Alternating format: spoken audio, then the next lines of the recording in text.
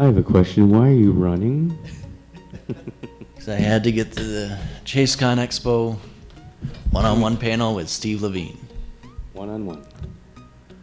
Alrighty. With making the Ninja Turtles, was there anything ever that you hated doing?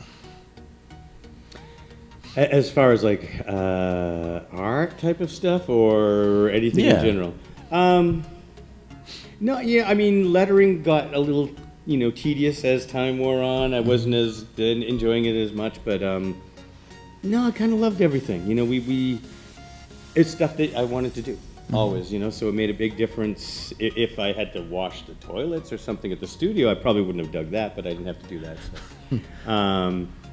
But yeah, no, I really loved everything, and it was a learning process. A lot of it. When I'm kind of self-taught, so never went to art school or anything like that. So I always got the advantage of like looking over somebody's shoulder who had an art degree, like Mike Dooney, who knew how to paint anything, and learned some great airbrushing techniques from him. And so it was just always a cool thing. It was never anything horrible. I can't think of one. When I was doing the office stuff in the early days, I didn't love stuff in the envelopes and, sending stuff out, but it was part of the process. What did you, what would have been something that maybe you could have changed? Would there have been anything, like if you were working on a piece of artwork or something and you were just like, and they want it done a specific way, but you were thinking in your mind, I'd rather do it this way, but I gotta do it the way they do. Well, the fortunate thing was that did not occur as much because we were kind of the owner of the property. If you're working on a licensed property or something, there was usually you send, like now with IDW owning the Turtles, now I'll send 5 sketches for a cover. It will go to IDW, then it goes to Nickelodeon, and everybody has their editor's caps on, so everybody has to make some changes. In the early days when it was owned by Mirage, we were kind of the art directors. We'd art direct ourselves, so there wasn't a lot of that in that time period, but now it's a little more, you got to rely on somebody tearing your stuff apart. Or picking the worst of the 5 sketches you sent, which always happens. And you sent one that was just like, I really don't care about this. It always happens. You almost, because they asked for multiple sketches, you always like, really love this one. Then you do one that's kind of close to it, but a little bit different. And then you do something that's just, very different. And they always pick the very different one that you really don't like. I don't know why that is, but it's a curse. So do you ever wish that it was, maybe the 80s again? And kind of like with not I like do that. for my hair. Well, basically, with the 80s, with like you going into the Mirage Studios and everything like that. Oh God, yeah. I mean, I miss that all the time. I mean, we had a. What happened? Let's talk about what happened. Oh, it was just time, and when I left, I never left, but when I moved away from Northampton, I used to go back and travel back and forth. From Maine to there a couple times, sometimes 2 times a week if there was a lot of stuff for me to get and pick up. But yeah, I miss we had we had 2 great spaces, but originally we had a factory space, and huge old factory space. So it had giant ceilings. We had a basketball hoop. We had the Turtle arcade machine in there, and we all had our own spaces. And it was just a great environment because. And someone would get there first, and you come in and you go over and see what they're doing. And a lot of times when you're looking at people's art, sometimes upside down, it's very different. So you're looking at somebody doing something, like you get a whole new idea in your head. Or if you're stuck on something, somebody comes over and goes, "Yeah, right there. That hand is messed up," and you go, oh, and all of a sudden the light goes on. Yep, that's what's wrong with the drawing. So. Totally missed that, And then when we moved into what became the final Mirage Studios space, we had our own offices, so doors got shut, and that made it a little less desirable, I mean, in the sense that you didn't have that wander over and see what somebody's doing, which is always one of my favorite things, because everyone kind of staggered in at different times, and we got to kind of have a little break every once in a while when someone would come in. We'd all kind of goof around, talk a little bit, and so missed that a lot. If you could do the whole Mirage Studios like again, or create a new studio, Mm-hmm. like in Wells or whatever, or somewhere in Maine or somewhere even in New Hampshire, would you do that? I would love it. I mean, it's a rarity. It truly is. I mean, there was a book called The Studio that was from the 70s, and it was Mike Kaluta, Jeff Jones, a bunch of these really amazing artists, and Bernie Wrightson and stuff. And I remember, me and Kevin living together. Kevin bought the book, and looking at it, it was just they had a studio space, and that was a rarity there. So to have just the space that the group that we had to all work together, it doesn't happen that often. We got very lucky. I mean, we all still really enjoy each other's company. Believe me, there were fights, and people called each other names that they probably shouldn't have at that moment. But it is very family, family time, like brothers. We were in each other's weddings. We were doing everything to each other. So it'd be a very difficult thing to repeat. I would love it, but I don't see it happening in the last few minutes I have on Earth. Well, it could be another 40 years for you, I know. Yeah, and it would be wonderful. If it ever came around, I would love it to happen again. I'd love to, have a group of guys that you could work with, or people in general you could work with. Did you ever see yourself not doing artwork ever again? Or is it just like it's like breathing, right? I've always done it, yeah. I mean, it's never been something that I mean, there are times where you go through uncreative cycles, which drives you crazy when you have a deadline. It's not that often, but I used to. I mean, this is something I always had inside me. Every New Year, it was like once New Year's hit, it's like, do I still have it?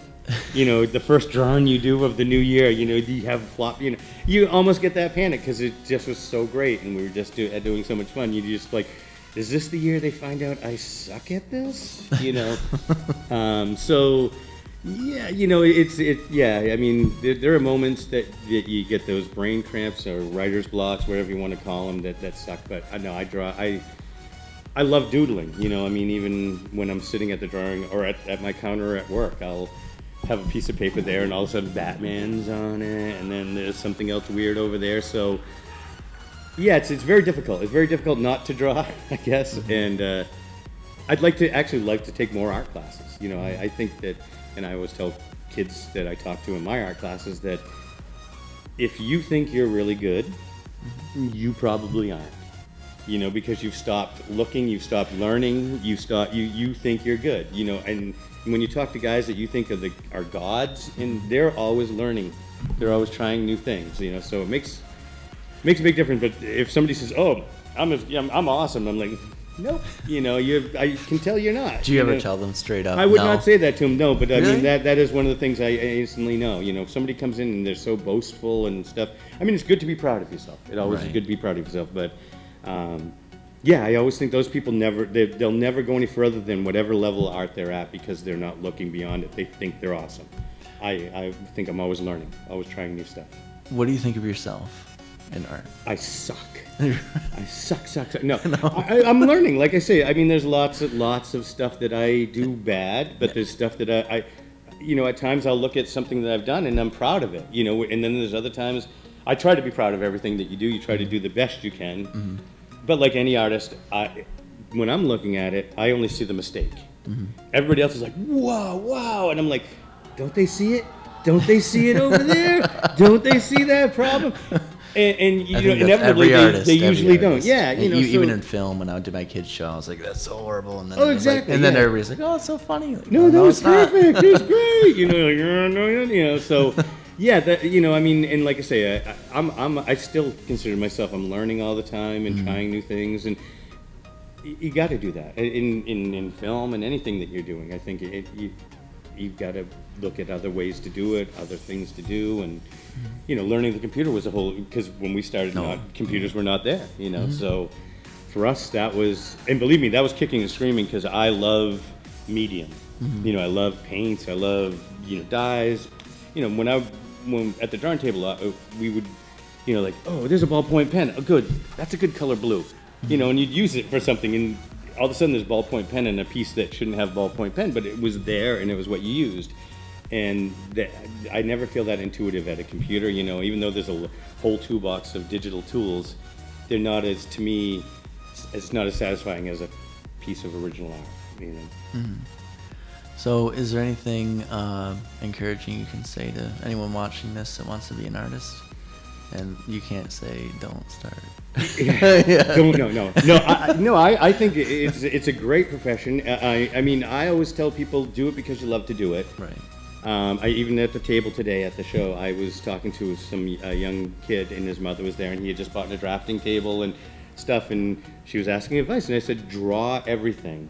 You know, don't get, because right now so many kids, you know, get the how to draw anime, how to da-da-da, and those are wonderful aids, but so many kids rely on that as that's all they're going to do. Mm-hmm. So, you know, like I've had students come in and their parents are like, oh, they're awesome, you should see their stuff, and it's literally the step-by-step anime stuff, so it looks exactly like the drawing, sure, but they gave you the step-by-step, so if you can't follow those, you're in trouble, but that doesn't allow you to actually learn how to draw. Mm-hmm. You know, to me, I always tell kids, look at stuff, draw everything, because inevitably you're going to have to draw something that you don't want to draw, so don't think you can just draw, oh, I'm going to do Spider-Man, and I'm going to do Spider-Man, so I'll get to draw Spider-Man. It doesn't always work that way, you know, so look at everything, you know, learn. I know at San Diego Con years ago, I got to meet Sergio Aragonés, one of my favorite artists, and he said that to me. He said, I draw everything. I draw a tree.